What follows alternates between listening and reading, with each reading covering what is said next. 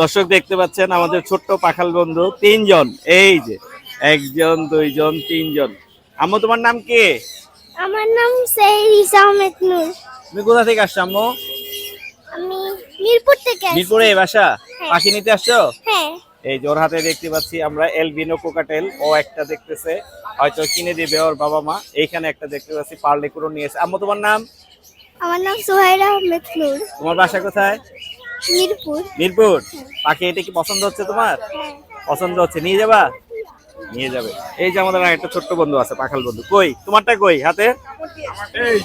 এই যে রানা ভাইয়ের কাছে কিন্তু অ্যাভেলেবেল এগুলো পাওয়া যাচ্ছে।